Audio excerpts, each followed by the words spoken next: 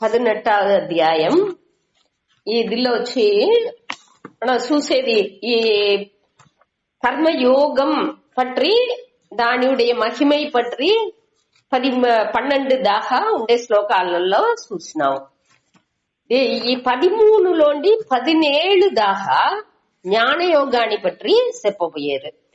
దీన్ని వచ్చి ఇక్కడ ఏం మెథడ్ లో చెప్పారంటే కర్త అకర్త వివేకాన్ని మనకు ఇచ్చారు ఈ శ్లోకాలలో. ఈ 13లోండి 17 దాకా కర్త అంటే దోరు, అకర్త అంటే దోరు. ఆ భావం, ఆ వివేకం ఏమి, ఈ செயల్లోండి మన செயల్ చేసేను నేను అనే ఎన్నాలోండి నేను విడుబడేప్పుడు నేను అన్నిలోండి విడుబడితున్నా అనేదిని మనకు పురించబెట్టారు. ఈ செயల్ అంటే ఏమి అనే దాన్ని ఈ శ్లోకాలలో మనకి ఇంకా ఆ செயல் వచ్చి ఏ 5 కారణ నుంచి కారణికల్ చెప్పేవిగా ఫ్యాక్టర్స్, ఆ ఏ కారణా నుంచి ఈ செயల్ అనేది ఉరువవుతుంది అనే దాన్ని చెప్పి 14వ శ్లోకాల్లో 5 కారణాలు చెప్పారు. ఈ 5 కారణాల నుంచే ఈ ఒక செயల్ అనేది ఉరువవుతుంది.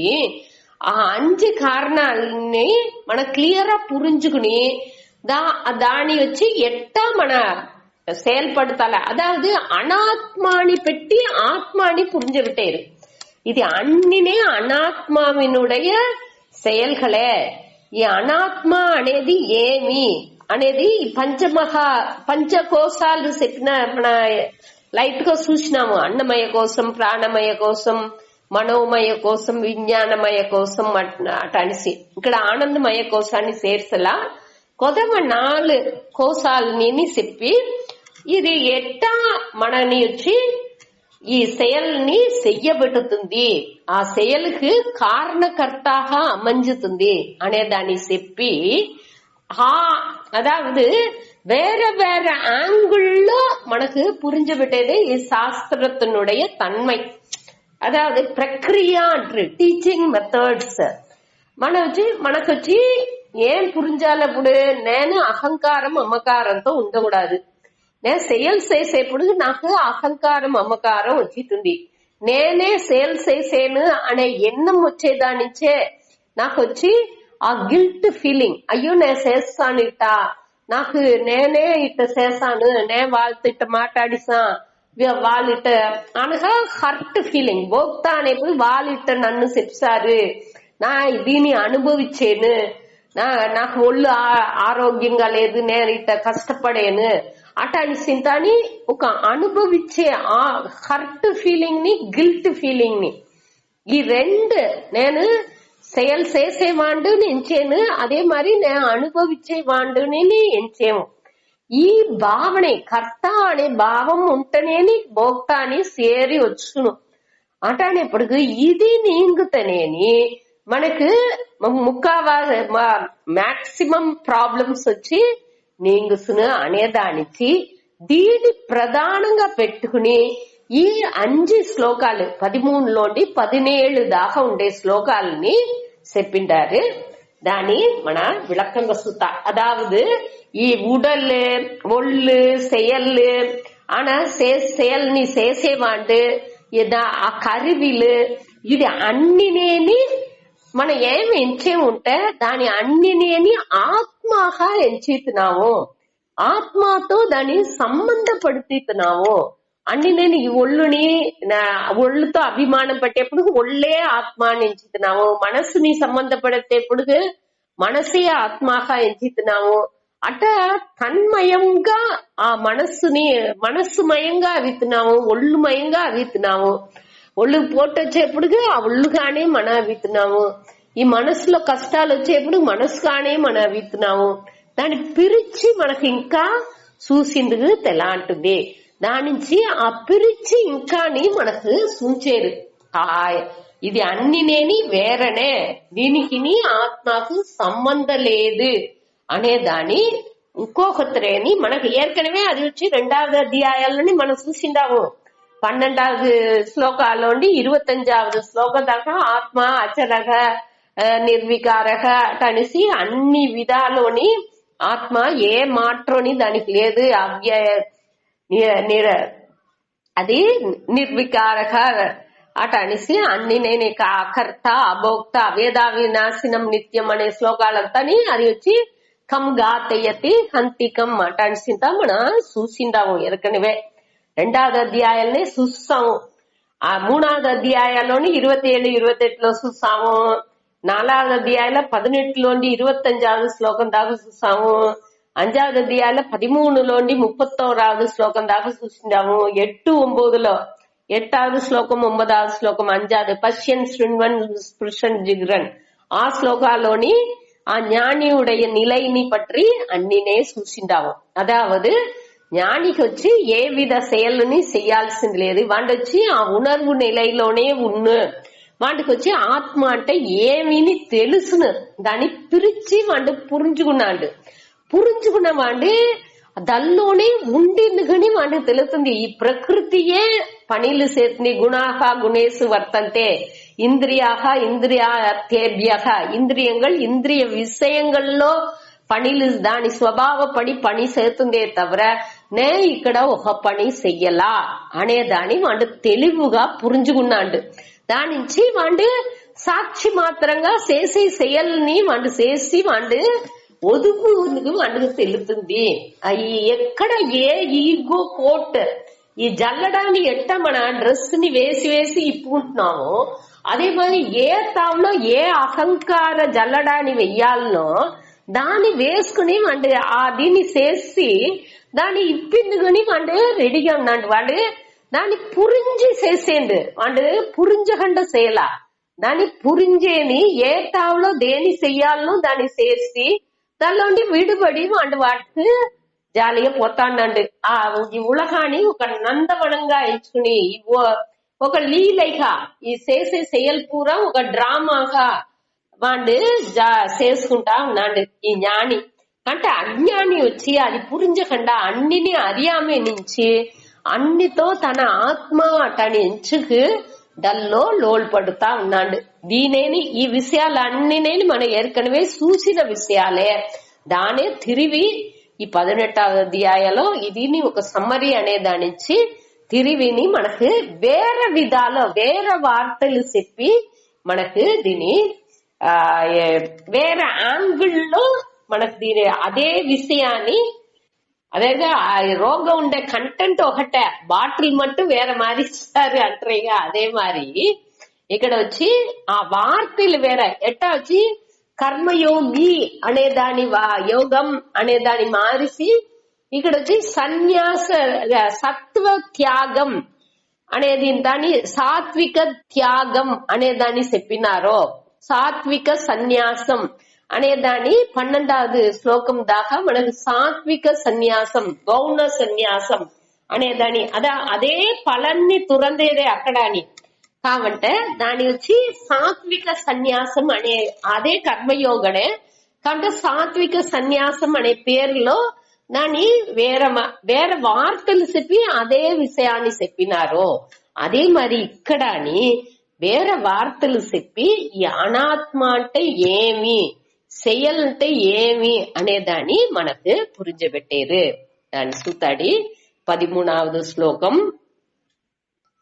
పంచైతాని మహాబాహో కారణాని నిబోధమే సాంఖ్యే కృతాంతే ప్రోక్తాని సిద్ధయే సర్వకర్మణాం.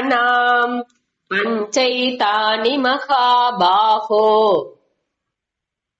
కారణాని నిబోధమే సాంఖ్యే కృతాంతే ప్రోక్తాని సిద్ధయే సర్వకర్మణాం. పంచైతాని మகாபாகோ ஹே மகாபாகோ ஹே அர்ஜுனா பெருந்தோள் பலம் வாய்ந்தவனே பெருந்தோள் உடையவனே పంచ ఏతాని కారణాని పంచ అంటే 5 అర్థం ఏతాని కారణాని ఏతాని కారణాని ఏతాని అంటే இந்த 5 కారణங்கள் 5 కారణాలని మే నిబోధ నాతోండి తెలుసుకో మేంటే ఎన్నిడమిருந்து నిబోధ అంటే నువ్వును తెలుసుకో, అరిందుకొల్, అరివాయాక అటాని అర్థం. నాతోండి నువ్వు తెలుసుకో, నే 5 కారణాలని చెప్పబోయేను, దాన్ని నువ్వు తెలుసుకో అటాని చెప్పేది. అప్పుడు అతడు వచ్చి మొదట తెలుసుకో అటాని చెప్పేదిలోనే దానికి ముఖ్యత్వం ఇచ్చి ఆ వార్తలు, అదావదు ఇది వచ్చి వద్దు ముఖ్యమైన విషయం, దీని నువ్వు తెలుసుకో అటానిసి చెప్పేది.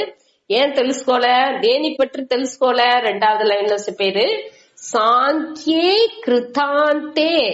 సాంఖ్యే అంటే సాంఖ్యం అంటేనేని మనం ఏర్కనవే చూసిందాము, మొదట ఉండేని సాంఖ్యం అంటే జ్ఞాన విషయం అటానిసి. ఈ సాంఖ్యం అంటేనేని వేద అంత அடுத்த அதாவது கிருதாந்தே அட்டான்ஸ் கிருத అంటే செயல், అంతే అంటే முடிவு, ఈ செயலுக்கு முடிவுగా ఉండేది. కృతాంతే అంటే వేదాంతే. కృత అదావదు వేదాల్లో మొదటి భాగం పూరా కర్మకాండాన్ని పట్టి చెప్తుంది, కడేసి భాగం ఇది వేదాంతాల్లోనే ఈ ఆత్మ విషయాల్ని పట్టి చెప్పిండారు. ఈ కృతాంతే అంటే ఈ వేదాల్లో మనకు క్లియర్ గా చెప్పిన ఈ செயலுக்கு అన్ని முடிவுగా దేని చెప్పిండారో అదావదు ఈ ఆత్మ జ్ఞానం అనేది అదే సాంఖ్యం. ఆ ఆత్మ జ్ఞానాన్ని పట్టి చెప్పిన ఆ కృతాంతే అంటే ఆ వేదాంత విషయాన్ని, ఆ செயல் అన్నికి முடிவுని ఇచ్చే ఆ వేదాంతాల్లో ప్రోక్తాని అంటే చెప్పిండారు. ఏం చెప్పిండారు? సిద్ధయే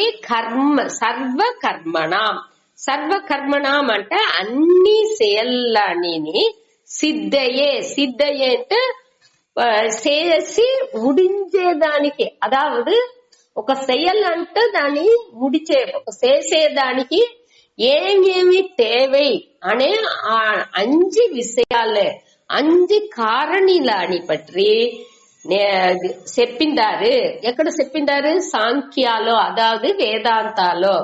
ఆ చెప్పిన విషయాల్ని నేను నీకు చెప్పాను, నువ్వు విను అటానిసి వాడు అర్జునర్తో చెప్పారు. అదావదు మనకు ఈ విషయాన్ని, అదావదు కృత అంతే అనేప్పుడు ఏం విషయం, అది ఏం పట్టియ విషయం అంటే దానికి మనం ఏర్కనవే చూసిందాము 2వ అధ్యాయాలని యావానర్థ ఉదపానే అటానిసి.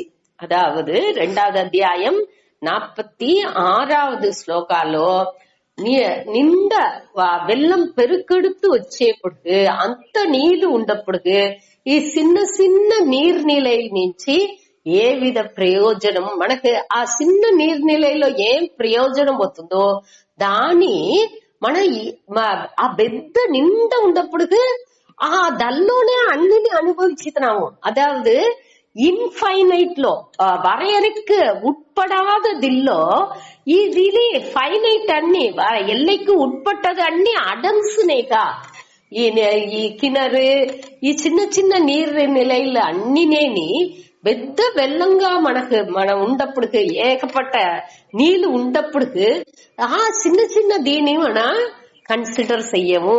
అదావదు ఈ బ్రహ్మానందాల ఉండప్పుడుకు ఆ జ్ఞానిలు వచ్చి ఆ బ్రహ్మానందాల ఉండప్పుడుకు ఈ మెటీరియలిస్టిక్ గా వచ్చే చిన్న ఆనందాలని ఓ పొరుట్టుగానే ఎంచరు అనేదే ఆ శ్లోకాల్లో చూసాము. దానే ఇక్కడ ఆ కృతాంతే ఏం విషయాన్ని ఏం తాత్పర్యాన్ని ఈ సాంఖ్యాల్లో చెప్పారు. ఈ యావానర్థం ఉదపానే ఈ శ్లోకాల్లో ఉండే తాత్పర్యాన్ని ఆ செயல்களின் முடிவு అనేది ఎప్పుడు అవుతుంది వాడు ఆ పూర్ణత్వాన్ని అడంజేపుడుకు వాడికి ఆ ఆత్మ జ్ఞానం తవిడేపుడుకు బ్రహ్మానందం వాడికి తవళేపుడుకు ఈ చిన్న విషయాలు వచ్చి ఒక పొరుట్టుగానే వాడికి తల అంటుంది. వాడు దాని ఒక చెయ్యబోతే చేయను ఆవాళ ఉండే సిచ్యువేషన్ కు తగ్గట్టు ఆవాళ ఉండే స్వభావానికి తగ్గట్టు ఆవాళ ఉండే ఆ தேவைக்கு தகட்டு ఎట్టా ఆ వాండుకుని ఆ లోక సంగ్రహార్థం ఉలక నన్మైకాగని ఏమి చెయ్యాలనో దాని మట్టం చేసి వాడు పోతా ఉన్నది. దానిలో వచ్చి అదే ఆ செயல் தானே ఇక్కడ వచ్చి அடுத்து 4வது அத்தியாயம் 33வது శ్లోకం ఆ ஞானே పరిసమాప్యతే అంటారు. ఆ జ్ఞానాలో అది పూరాని ఆ జ్ఞాన యజ్ఞాలో ఆ செயல் అన్నినే ముడివుకు వచ్చింది. అక్కడ వచ్చి செயல் అనేది తనిగా ఉండేది లేదు. ஞானிக்கு వచ్చి నే ఈ செயல் చేసేను, నే ఇది చేసే అవ్వాల, నా ఇది கடமை అటని ఎదినే దొరుకుదు. వాళ్ళు ఆ సూழ்நிலைకి ఆ దీనికి తగ్గట్టు ఏం చెయ్యాలనో దాని వాళ్ళ ఉండే దీనికి తగ్గ ఒక అదావదు మెయిన్ గా స్వభావం స్వధర్మం అన్నినే వాచేసి ఆ అవేర్నెస్ తో ధర్మపడి ధర్మానికి అప్పార్పట్టుని పోయింది తెలాల, ధర్మాలోని ఉండాల. రెండునే గమనం ఉండాలి. అదావదు అది ఏం అర్థం అంటే సత్వగుణాలు ఉండంగా ఆ నుణుకాలు పురింజిందిగా ఆరంభించును. ఆ నుణుకాలు పురింజంగా తనదు అనే దీనికి ఇంపార్టెన్స్ ఇయ్యకుండా సుయనలం అనేదే లేకుండా ఆ సమదర్శనాన్ని పొయ్యేప్పుడు అదావదు యథార్థం అనేదిలో ఉండిందుకు వాడు ఉండిందుకు ఆరంభించును. అదావదు ఒకటిని ముయర్చి చేసి అడంచేది అనేది అక్కడ ఉండదు. నిகழ்வு అనేది యథార్థంగా నిகழ்ந்துకునే పోనే తప్పుర ఇట్ట చెయ్యాల అట అనిసి ఒక బుద్ధి పూర్వంగానో అట్టంతా వండు జ్ఞాని చెయ్యండు. ఇట్టనే చెయ్యాల అట్టనే చెయ్యాల, ఇది వీళ్ళు ఇట్ట ఎంచారు దానించి నేను ఇట్ట చేసాను అనే ఆ ఇదింతా లేకుండా ఏమి అక్కడ ఆ ఫ్లోలో యథార్థంగా చేస్తకాపను. అదే ఇక్కడ మన అదే ఆ செயல்னுடைய முடிவு అనేదాన్ని మన పురించుకోవాలి. ఈ செயல் అనేది ఏమి, దానికి ఎది మెయిన్ గా 5 కారణిలు అనేదాన్ని 14వ శ్లోకాల్లో చెప్పారు. దాన్ని அடுத்த క్లాస్ లో చూతాడి. టైం అయింది, ఇంత ముడుచుకుంటాం. ఓం పూర్ణమదః పూర్ణమిదం పూర్ణాత్ పూర్ణముదచ్యతే పూర్ణస్య పూర్ణమాదాయ పూర్ణమేవావశిష్యతే. ఓం శాంతి శాంతి శాంతి. హరి ఓం శ్రీ గురుభ్యో నమః. ఓం